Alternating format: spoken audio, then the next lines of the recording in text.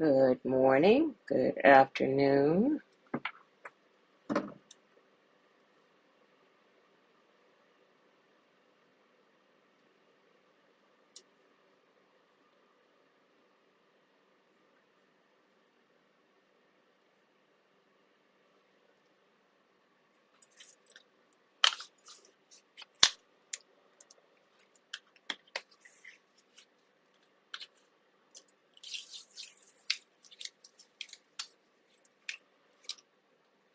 I am going to give it a few minutes.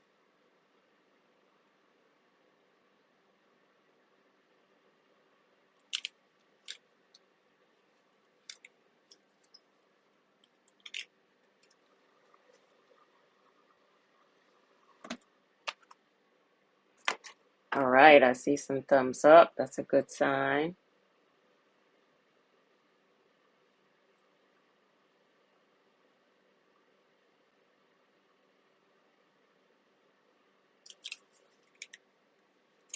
All right, I'm giving it a few more minutes and then I will kick it off.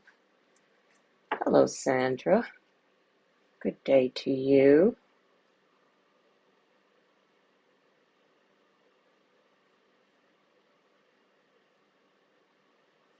Latasha, good to see you.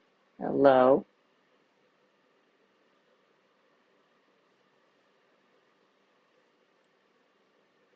Good morning, Judith. Roslyn, happy Sunday. Lay,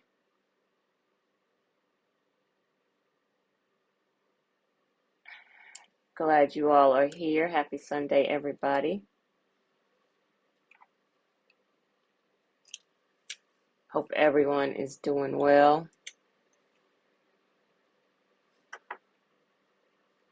It's a little weather change for us here in the Charlotte area. It got a little cooler this weekend,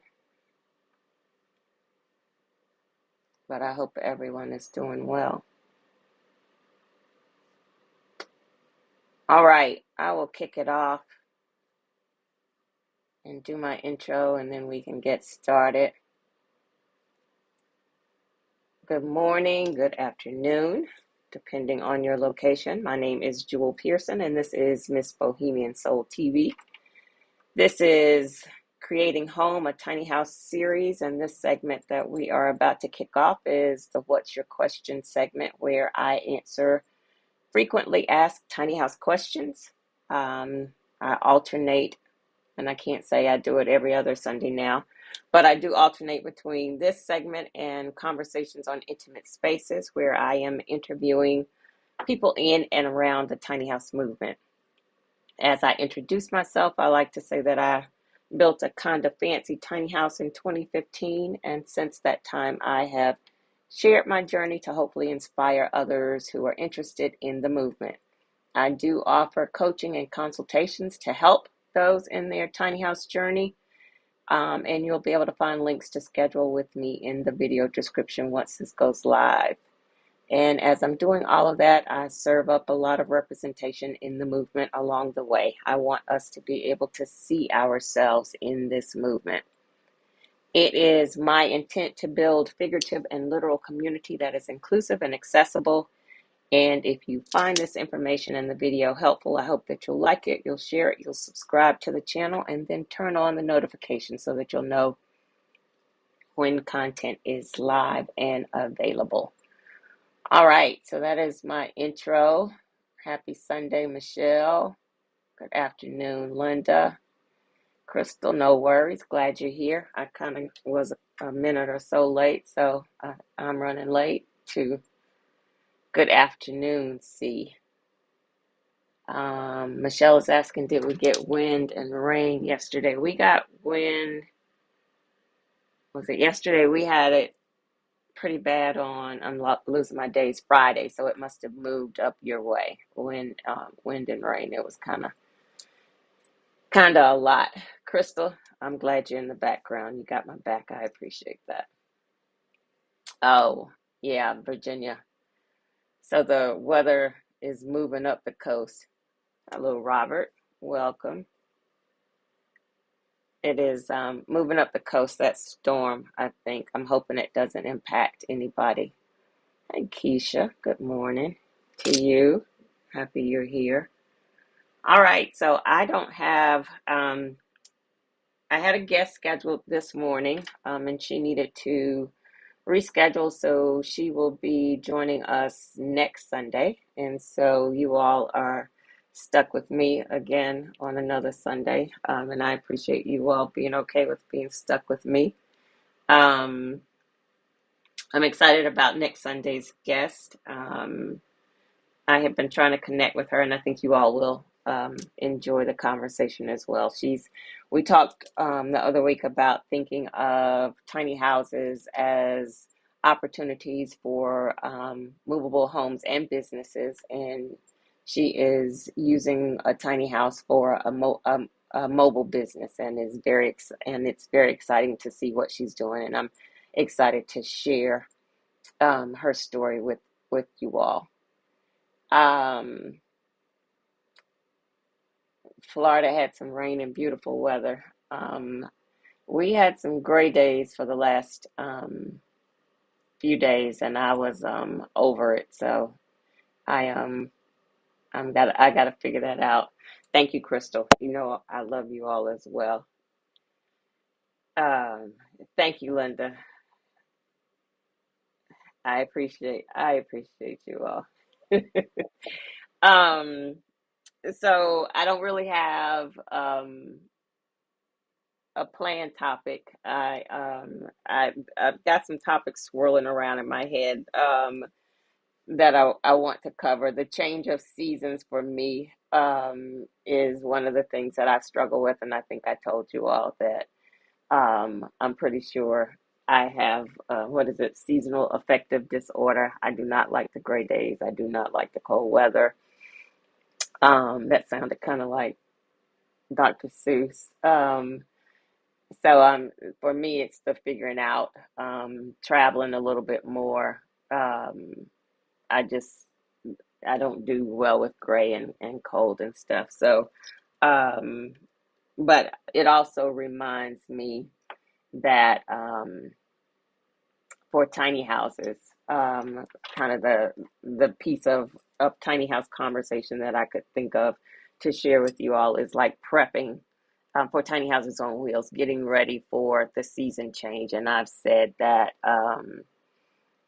it seems like we don't here in this area. We used to have a fall, so you had kind of a window to get prepared for winter, but it seems like more and more it goes straight from summer to jumping into winter. And so that is always, if you're in a new location or new to tiny house living, if you just relocated, there's always the rush to make sure your house is winter ready. And I've talked about winterization of tiny houses before. Um, and so, making sure your um, water lines are, if they're not in the ground, if you haven't buried the water lines underground, just making sure that you have things insulated. And even when you bury the water lines in the ground, they have the opportunity to freeze. But then the line going into the house, and from the source, making sure you're insulating that, and then having a plan just in case, because tiny houses on wheels don't have the benefit of a foundation. And you all know that even in a house on a foundation, if you get a series of cold days, houses on foundation can have their plumbing lines freeze. So it's even more of a challenge for tiny houses on wheels. And so knowing that your lines have the potential to freeze, and then having a plan for what that looks like. And so for me, I've always, I mean, if I have power, I'm okay because I know to keep some water stored on site. And so if you don't already do water storage, you want to make sure you have access to some water that you keep on site, several gallons of water, so that if your water lines freeze, you can then heat up water for bathing. You can have water for, your drinking water. Um, I, I remember my first year in my tiny house, my lines froze, and my the day that the first day that my lines froze, I was talking to my daughter, and I had an interview that day, so I needed to still get out. So, but I had water on hand, and I just heated up the water and kept it moving, and realized in conversation with my daughter that she had no clue of what to do if she didn't have access to running water, which means she missed with the challenges of single motherhood. Apparently I was able to keep that out of her awareness. But then I also felt like I had failed her in some ways from survival mode, so we had to have a conversation around that. But I wonder if sometimes it's like the older generation knows those types of things, and maybe the younger generation doesn't have an awareness. But for tiny house living and living in a tiny house, you need to have a plan B for your water storage. And then I just thought of something else. And then if your lines do freeze, there have been a couple of times where I've even had to put like a heater outside at my tiny house. So my water line um, is, well, first, when you know the temperatures are going to go below freezing, you want to leave your water dripping. That helps keep the water moving so it doesn't stand and freeze. And then sometimes even with water moving, and I've learned that on the farm where I am, because there's such a big distance. I'm on well water, and there's a big distance between my house and the source of the water.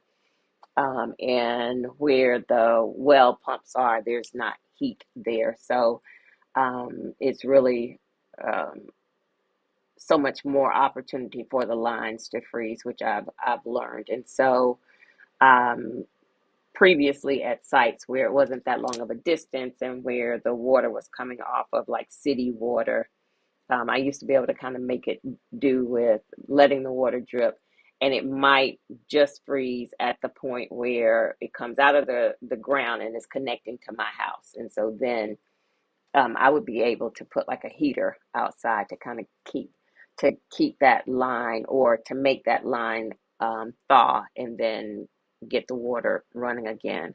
I do talk about winterization of tiny houses because wrapping the tiny house is something that does help kind of keep the heat up underneath the house. And I'll drop the link for winterization in this video. Um, People do winterization in different ways. And I'm sorry, I haven't been paying attention to the chat. I need to.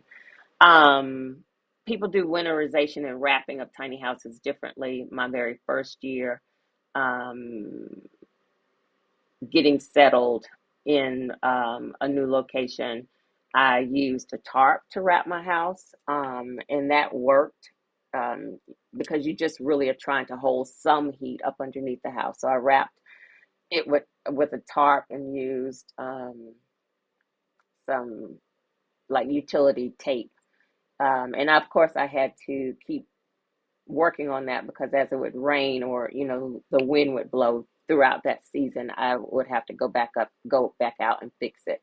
But it worked enough for the season. Again, I did have a time where I had to heat the line with a heater, and keep it underneath there.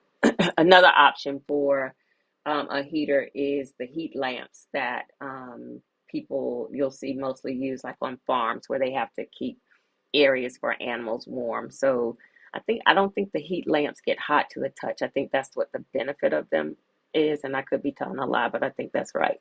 Um, but I've also used heat lamps up underneath the house, and putting a heat lamp on a timer might be a thing that you want to consider because obviously the temperatures drop later at night. But anyway, so the first year I used a tarp, and I couldn't wait for spring to come because it was the ugliest thing ever. And then that following year, what I realized is I didn't want to, like every October, have to wrap my house and go through that process. So then I started thinking of longer term options for wrapping my house. And I've used plywood. Right now, I've got plywood as the wrap around the house. And behind the plywood, I have foam board insulation. So kind of like a half a sandwich, I guess you could say. um, I have plywood and I have some metal roofing on the back side of the house to kind of the back of my house is roofing material. So on the back of the house, I have metal roofing, and then in the front, I have plywood. But behind all of that is some foam board insulation to help also hold the heat in. Um, what else? I was going to say something else about that. Um, it'll come to me. But having a plan for that for the winterization of your house, keeping some water on site if you don't already store water. In case your power goes out, having some battery powered light sources, blankets to keep warm, especially like if it happens during the night and you want to be sure you can stay warm. Let's see. Judith is saying next Sunday will be in October. This is crazy. Like we're almost finished with 2023. It is crazy that this is moving so quickly. Crystal is saying, I know I haven't done my mental health Monday vid yet. Yeah, mental health is something that we have to focus on. It is something that really um, is impactful for some people, like I was saying in the winter where the weather and the stuff isn't as green and all of those things. Um, Michelle is saying, having left the north, I keep reminding myself at least it's not snowing. Yeah, we get minimal snow here, but the snow that we get, the ice and all of that is still too much for me. I'm always trying to find somewhere warm to live, and for me, it is. So I can honestly say right now I'm struggling being in the country. Like I have needed to be there for growth, and as a city girl, there it's a challenge for me right now being so far out in the country and feeling disconnected. And so I'm trying to figure out what that looks like. Like I'm not moving my house, I'm not leaving my house. So I'm trying to figure out where the sweet spot is for me. Part of what I've always known is that my tiny house will be my home base and allow me to travel. And so figuring out what that looks like for the winter and also for the times where I'm just really over being in the deep in the country. I do. If you all follow Stephanie Perry, I know I've mentioned Stephanie before, and I keep saying I need to have Stephanie on. Stephanie Perry introduced so many of us to trusted house sitters, where you can do house sitting for people. Sometimes they just want you to sit and make sure they're traveling. They want someone to be in their home to take care of their home or kind of look out for the home while they're traveling. They might want you to water some plants. A lot of times they have animals, um, cats, dogs. Some people have like farms, so they have different types of multiple animals and more out of the, I guess, normal domestic animals. And so um, I have been doing that. And it's not a paid opportunity, but what it allows you to do is stay in a home in a different area. And so you're taking care of the animals, but you stay in their home. Um, I guess maybe that you could kind of see that as a bartering opportunity. Maybe you're taking care of the animals and staying in their home while they travel. Um, and so that is one of the things that I sometimes do.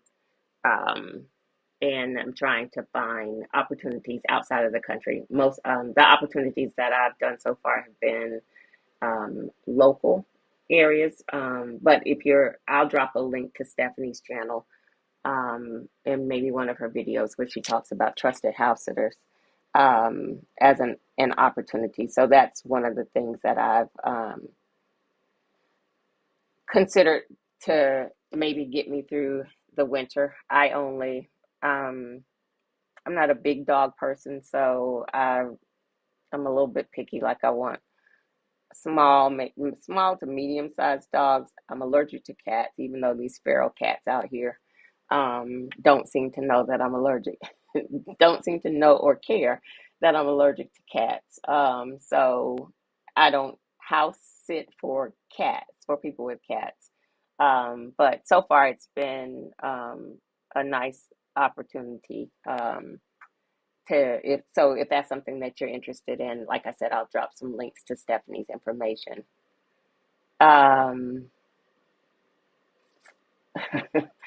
there's a side conversation with Robert as usual, but Robert says he's gonna behave today. That's so funny. Um, yes, Crystal is saying she bought a sun lamp. I have one. I have a small one. I really think one that sits on my desk that I use while I'm working. I really think I need a bigger one, but those things are expensive. Um, so yeah, that is something to help you with the vitamin C that you end up missing during the winter. Um, hello. Good afternoon from rainy, cloudy Baltimore. I'm sorry you are in rain and cloud. I'm guessing that storm that has been moving up the coast might have made it up in your area. Yep. Crystal is saying put your lines inside when building your tiny house. So that's a good point. So there are my thing with when I was doing the plumbing for my tiny house. So I have my plumbing on my outside on the wall where my hitch is. That's where my bath. That's the side where my bathroom is. So that's where the main water lines are. And then I have lines up underneath the house to serve the water because my kitchen is kind of mid my house. And so I have water lines up underneath the house to go to take water to the kitchen. Also, the line coming back, the gray water line. That's another thing that you have to think about. Like even your gray water line will freeze if it has water sitting in it. My thought in whether you put your lines, and so Steps talking to the wall where my main water lines are. I did extra insulation on that side. So I have um, the Roxel, um, which is the better alternative to the pink insulation. So I have Roxel on that side, and I also have foam board insulation on that side, just kind of double um, insulation to offset the fact that I have water lines there. But I could have to run my water lines to the kitchen, to run the gray water lines back. I could have put that inside my trailer, but my thinking was I didn't want to have my plumbing lines, and I think some people do put their plumbing lines inside their tiny house trailer. I didn't want to do that because I felt like if I ended up with a leak, by the time I would be able to discover I had a leak, it would be major. Because I'm thinking my trailer, if I think about the trailer, it's probably about maybe 5 or so inches thick, maybe more. It's got insulation in it. Um, then I've got my subfloor and then the floor. So by the time I would have enough water build up there, um, like a minor leak, you wouldn't really know. It would have to be a major leak to let you know from like accessing it through the sink that water is going somewhere. Like you'd have air in the line, or you wouldn't have water. But then you'd also have to then navigate getting in that trailer to figure out where your water leak is and dealing with the plumbing in that trailer. And for me, I didn't want to um, breach the integrity of my trailer. Like I had a hole cut in the trailer for when I was going to do a compost toilet, which I ended up not doing. But I had to cut a hole in the trailer to do that prematurely. But for the most part, I wanted to keep the integrity of. I have a um, I can't think of the word. I have a I had my trailer manufacturer, fabricate um, a bottom to my trailer so that it's not open. Not all trailers are made like that. I have a picture of it. I might try to show you all. But I have a bottom on my trailer that was manufactured out of the same material that my trailer is made out of to keep things from being able to get up underneath my trailer. I recognize that not all trailers are manufactured that way, but people will then go and add like these tin sheets up underneath the trailer that can be um, maneuvered and opened. But for my trailer, since it doesn't have that access, I didn't want to breach it to add plumbing lines. And again, didn't want to have to take the risk of I'd have a plumbing leak and not know it. That would be major. Mold, mildew, everything would be building, and I'd not know it. So that's something that really needs to be considered if you're going to add your plumbing lines within your trailer. Good afternoon, V. Cooper. Happy Sunday. Thank you. A positive lifestyle. Welcome. Um, Robert is saying, with the frequency of the weather changes, a mobile tiny home would be essential as economic backup. Yes. I'm not sure I understand your statement, Robert. Help me with what you're saying. Um, Happy Sunday. Okay, Crystal is saying, even us van, schoolie, and RV folks need water tanks and lines inside the rig so we avoid freezing if plans are to be in cold areas. Oh, absolutely. Um, it's just a little bit different for me with the trailer having that underbody. Um, my trailer having the underbody. Michelle is asking, did you get your wiring done yet? No. So that was the other thing that I was thinking about as I was thinking through infrastructure and the change and this change of season. So um, this change of season, and I always say it to new tiny houses, like especially like I've seen people talk about how expensive it is for a tiny house and the things that they feel like people don't talk about. So I've always shared that the infrastructure costs are the things that um, are can be very expensive. So my like when I've shared my very first year after building a tiny house, and then you've got to do your infrastructure costs. So being in backyards, that means I've got to run electrical lines, I've got to run plumbing lines for water access, and because the toilet that I use, I have it connected to some tanks. So running plumbing lines to those tanks, that's an expense, and for me that's an expense that I incur each time that I move. Um, and it was something that it's part of the trade-off of knowing that I may have to move, or deciding that I have to move, and knowing that I have to redo that infrastructure.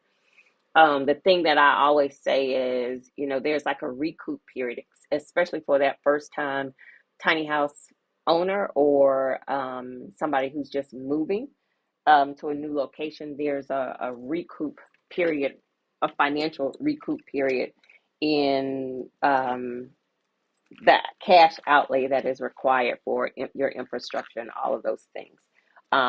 And it does happen, like over time, you end up recouping that money until something happens. And so I'm in the something happens. So I've been in my location since May uh 2021, 2020. I can't remember. Um, and so now I have the wiring issue. And so what has happened is I pulled my wiring. I'm trying to look. Sorry, y'all. I need to clean my glasses and trying to look for something to clean it with. Um, Pulled the wire up from a previous location, and the wire got damaged as it was being pulled up. But it has lasted for 3 years, so I can't even be mad at the wire. Um, the damage that happened obviously was my fault in pulling that wire up, but I wasn't going to leave it at the last location for somebody else to use it that wasn't going to pay me for it. So there's that. Um, but anyway, so I now have to. I've used the wire for 3 years. It seems like the wire is actually not strong enough for my house, so maybe it wasn't even the right wire from the beginning, but thankfully it's worked for 3 years.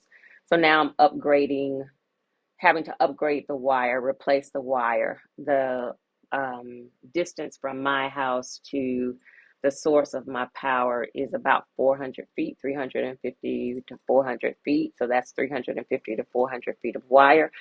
And so, oh, that made it worse. Um,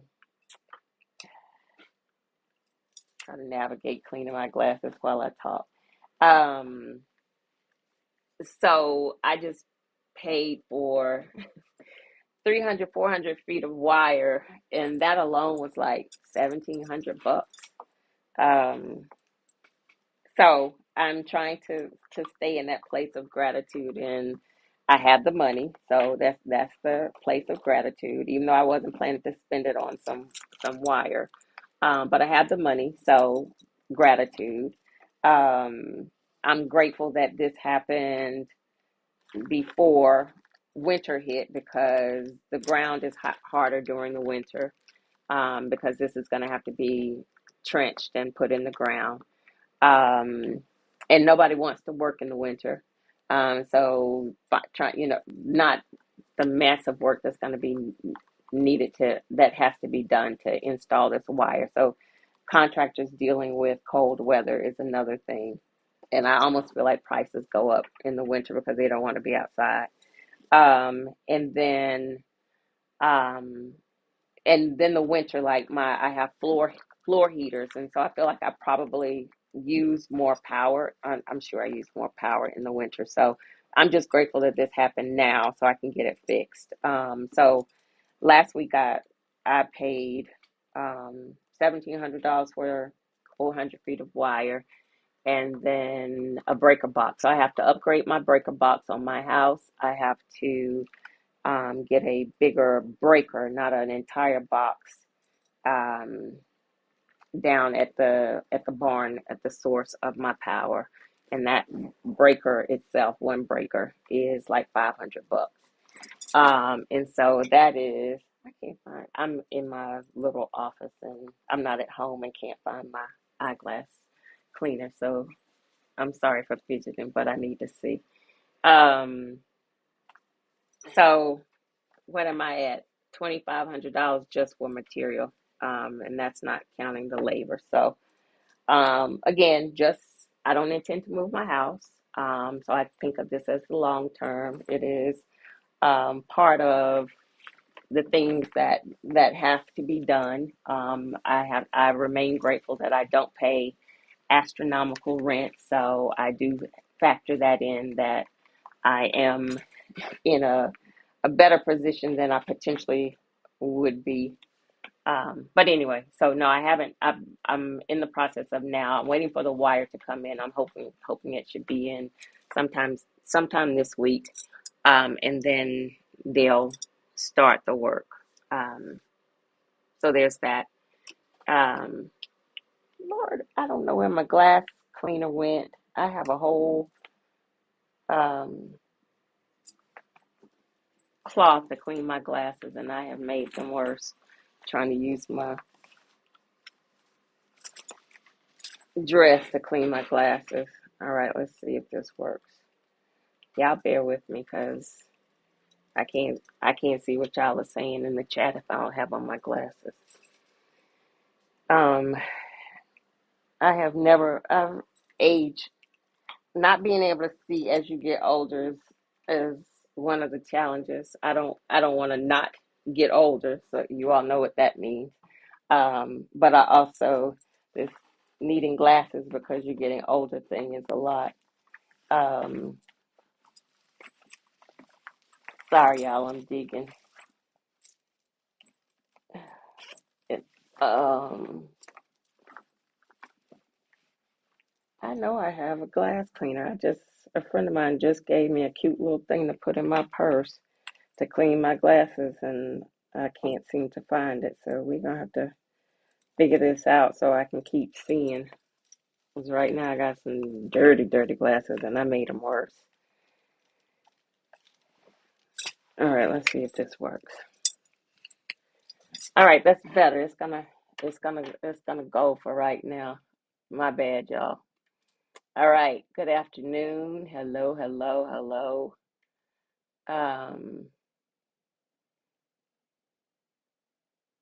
Robert is asking, are you wrapping your home in dark colors or does it matter? Um, I wrap my home in dark. My wrap is actually black because my house is black. I don't know that it would matter. I got to think about that. Um, I don't think it would. KC says I'm fashionably late. Welcome. Robert, I didn't understand your question, so please ask it again. Crystal is saying move southwest for the winter. I think I've shared that I've done that one October move to Florida because I didn't want to do winter. That is my plan to really travel to warm places. Um, Billionaire status is saying hi, first time here. Do you have another tiny home? I saw your video years ago. No, I have the same original tiny house on wheels, but I have added a sunroom space to it and a screened in porch. So same tiny house, just expanded it a bit. And welcome. Thanks for being here. Hello, Day. Yes, Allison. I love her too. And I have been doing some house sits. A positive lifestyle is asking, I missed the beginning. Where is your tiny house? It is outside of Charlotte. It's about 45 minutes outside of Charlotte. I don't say specifically where it is because I'm in that kind of that gray area, and so I don't tell too much because I don't need anybody to know from a city county perspective to know exactly where I am. But I am about 45 minutes outside of Charlotte on a friend's farm.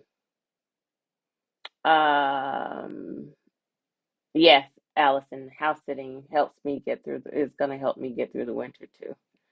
Um, Billionaire status. Oh, you're talking about house sitting. I would do it, but I don't want to be around animals. Again, so trusted house sitters. Some people just not everybody has animals, and you get to put a filter on as to what you're looking for. Some of the I would say the bulk of the sits, and obviously I haven't done any statistics, but the bulk of the sits seem to be for people with animals, but there are some for people who are traveling and just want someone to stay in the home to look out for the house and maybe water some plants. So there are opportunities like that. Michelle is saying the sun lamp didn't help me a lot. Yeah, that's why I figured I was thinking maybe I needed a bigger one. It just didn't seem to be doing the job for me.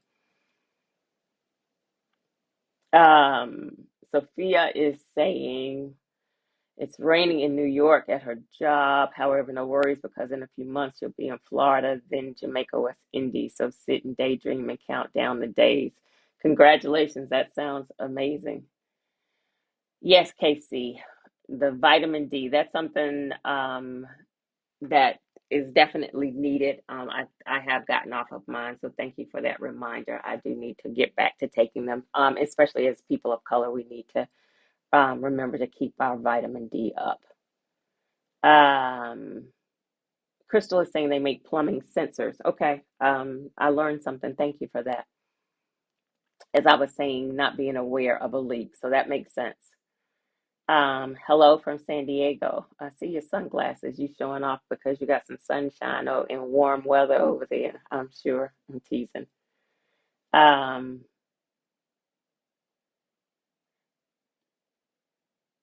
welcome, welcome, welcome.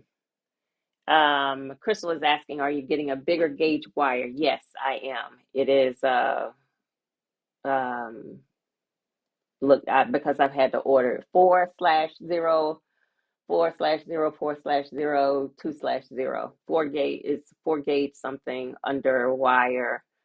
Um, Almost $3 a foot, 400 feet, 400 feet of wire. Yes. Um, Robert is saying for us stationary homeowners, having the agility to have a place to go during a national disaster while being able to put things back together, the security of a storm shelter is example. Yes, and we've talked. I agree with that. We've talked about that the last couple of weeks, like the possibility of using movable homes in places. So it depends on the storm, and we were talking about using them in places like New Orleans that are impacted by hurricanes, where you have some advance warning and a system in place if they were to use movable tiny houses and then move the houses out to avoid the damage um, and then bring them back. So you would have to have a financial plan in place to be able to afford to move it. But that would be a beautiful idea in places where you have warning of storms. Now, tornadoes, that's a totally different conversation because they happen, and you see how they impact, mobile home communities. They even impact buildings and houses. So that's not, necessarily an answer for that. But we were talking about storm shelters and all of that. Um, KC is saying, did you know that in Tennessee you can now put a tiny home by itself on land and it is legal? You don't have to have a foundation main home on the property. I don't think this is in all Tennessee counties. So that's excellent. Again, the rules are made not necessarily at the state level unless the state decides they want to be tiny house friendly and then require all the cities and counties to follow. But the rules in most areas are made at the city and county level. So that's excellent. I hope that becomes something that more cities and counties get on board with, because considering tiny houses as an opportunity for affordable housing for our large unhoused population, we just, we talk about it all the time. There has to be something that is done to offset the fact that people can't. We have the working poor who can't afford, they work, but they still can't afford housing. And then we have such a large population of unhoused people. So it's just really something that has to be reconsidered. Um, C is saying, I think it has to be modular certified. Okay. Interesting. I need to look that up. Michelle feels my pain on these dirty glasses. I don't know where my stuff is. I usually have all of my supplies, but I'm off today. Yes, darker colors collect more heat from the sunlight. Robert is saying absolutely. So that is a fact. And one of the things that people do consider in decor, one of the things people consider in exterior paint. For me, my house for the majority is black, and that for me is like, a conscious design choice. But yeah, um, thank you, Judith. I This vision thing is a challenge with older age. The interesting thing, totally off topic, um, I don't have, I really don't have bad vision.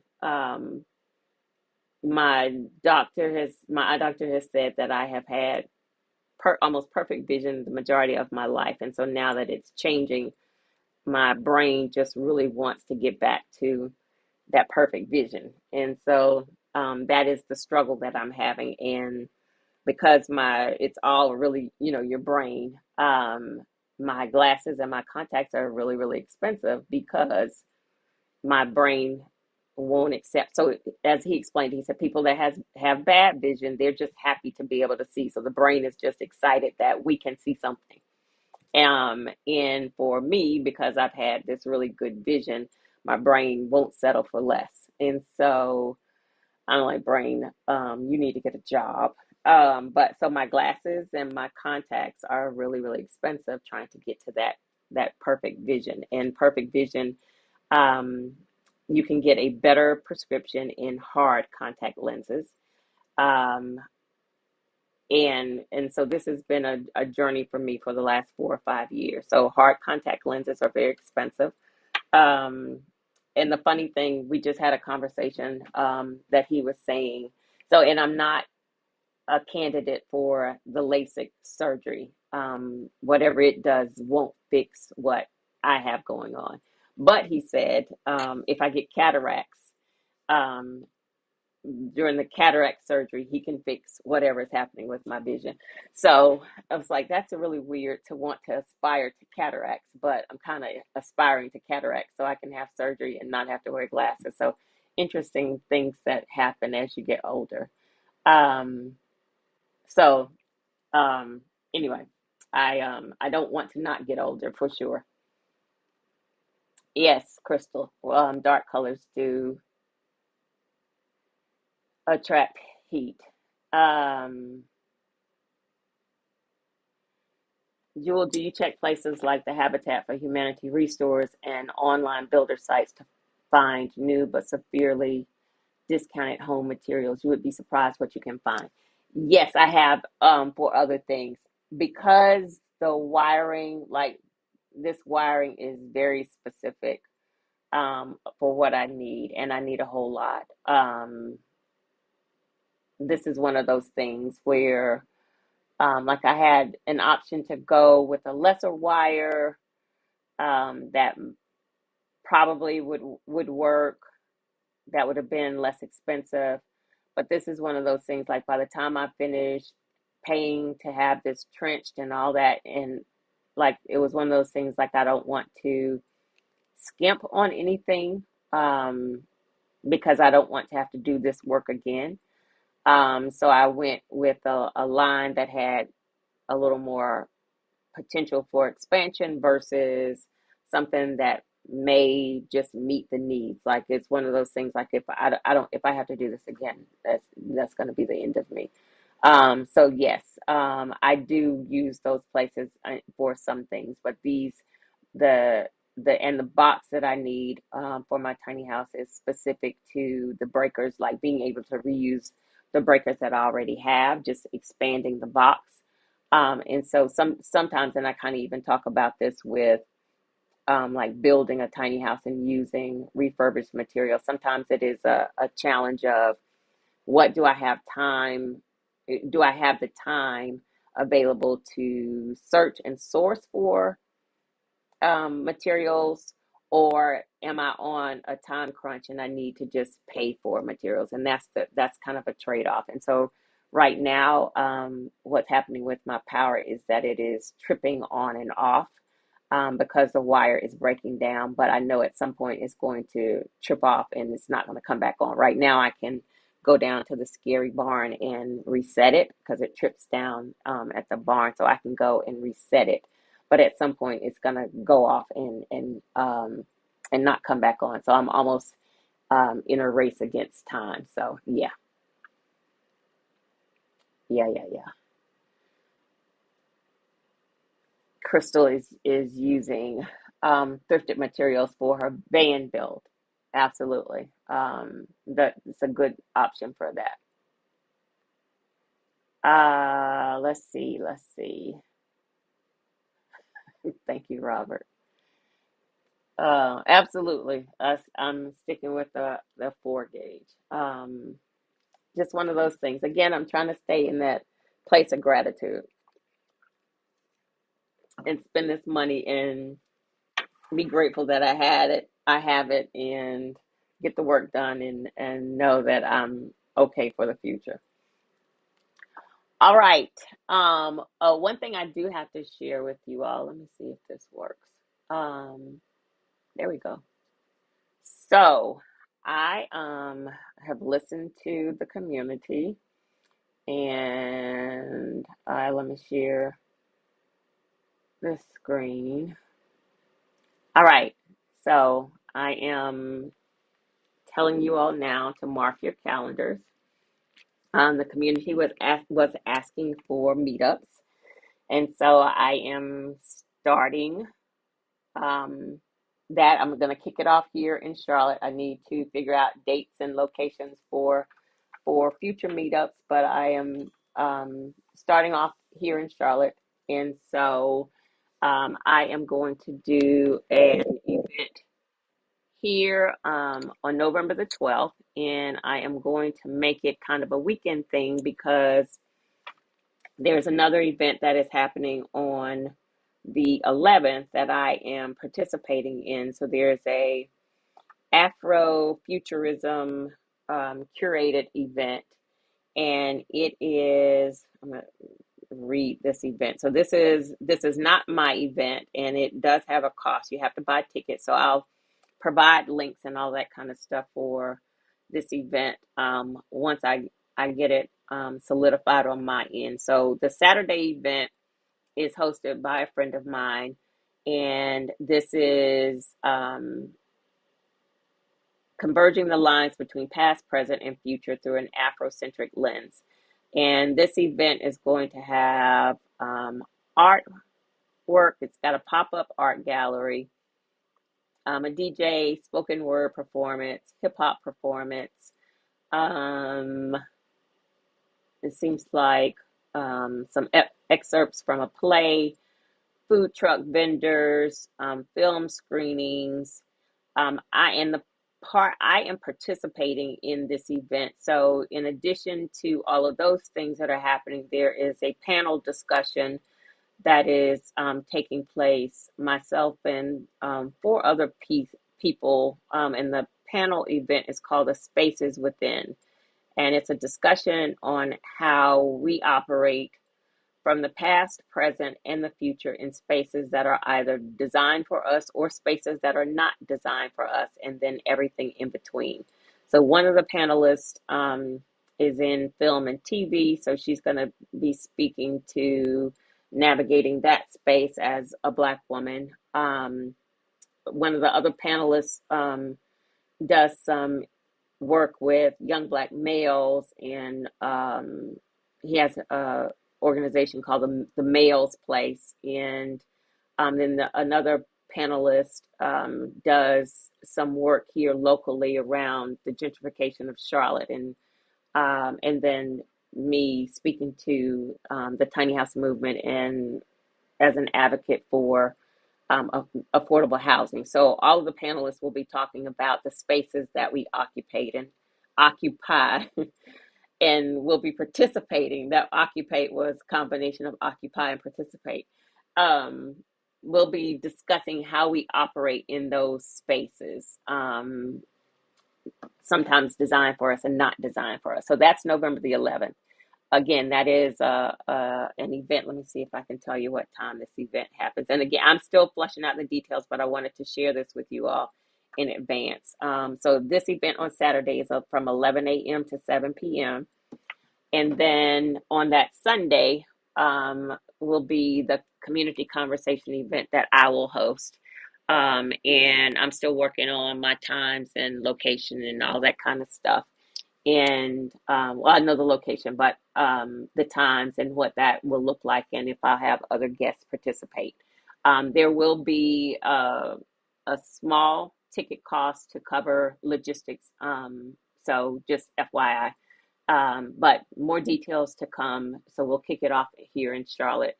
And hopefully, if you're interested, you can make a weekend of it and come in on Saturday and attend that event and attend the panel discussion, and then also join on Sunday the 12th. So more details to come. Stay tuned. but I'm listening. I just wanted you all to know I heard you when you said you wanted to do meetups. So I'm listening. So I hope to have you all be able to join and participate. Let's see. Oh, yay, yay, Sandra. I hope to see you. I hope you get to come down. Crystal, thank you. Thank you, thank you. Um, and I wanted to announce it here first since you all asked about it. So, and then once I get the details, thank you, Keisha. I will share it out. Um, yes, Crystal is renovating a Chevy Astro van, and so when she gets done, we'll be talking to her and sharing her story. Michelle says November 11th is her birthday, so come to Charlotte and celebrate your birthday and hang out with us. Thank you, Crystal. Thank you, thank you, thank you. Crystal is my hype person. Robert is, oh, thank you, Robert. Robert is asking what my favorite genre of music is. So I like it all. I would really say I am old school hip hop. So I like rap. I like hip hop. I still like all of that. But I listen to a little bit of everything. My playlist can go from some rap to Sting. I kind of think I don't do country, but I like a lot of different genres. Let's see, Casey. You will hopefully we can connect with you in another location. So I guess probably my next question for you all after I get this one off the ground is would be where should I consider for the next location to get the most bang for the buck around attendance. So more to come. This one is the first one, and then I'll figure it out as I move forward. All right, that's all I have for you all this afternoon. Um, what else do you all need to talk about? Again, next Sunday I should have a guest, um, and I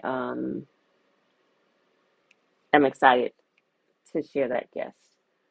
Um, Crystal is 80s hip hop and old school. Yeah, I 80s, 90s, like I like hip hop. I'm not some of the hip hop today I'm not a fan of, but I love hip hop. I also am a big fan of go-go music. Like um having lived in Charlotte in my younger days, I got introduced to go-go. Um Living in Atlanta, like go-go kind of stops around North Carolina, maybe South Carolina. In Atlanta, it was Florida music. So that's why I got introduced to like Luke and they don't do go-go in Atlanta. So I had the best of both worlds. And I love go-go. And I like to dance. So go-go is just my music. Crystal is saying Virginia Beach. So I'll definitely come to the north. I was kind of thinking more in the Maryland, DC area might be a central area. So we'll see. But thank you. Um, Thank you, thank you. Oh, Sandra is saying DC. Always, Crystal, always. Yes, yes, yes, yes. Michelle would love to have you. C is asking who made my jewelry. So this piece that I have on, I buy jewelry in like little boutiques and off the path kind of places. Because I kind of prefer like one of a kind pieces. But this one I bought 2 years ago at a Juneteenth event in Maryland, in the Baltimore area. Um, and I've been trying to find the sister's information because I want to see what else she has right now, but I can't find her information. So, but that's where I got this piece. And I'm usually buying stuff in little boutiques. Um, Judith is saying come to the West Coast. I plan to, so I just need to figure out where, but definitely. And I appreciate you having the sun out for me. I do plan to come to. Um, okay, Crystal. DMV. Okay, I'm thinking either DMV or Atlanta would kind of probably be the next two options. So yes, yes, yes. Um, Long Beach next, kind of selfish motives, but there will be sun. Yes, yes. So yes, so the West Coast is on the list. I also want to get out. So Dominique Moody, who is my very good friend, who has a beautiful tiny house, who I need to have on here, has um, an event happening on the West Coast, and I'm trying to figure out how I can get when to get out to see her event. So that might West Coast might happen even sooner than later. So more to come on that one. Um,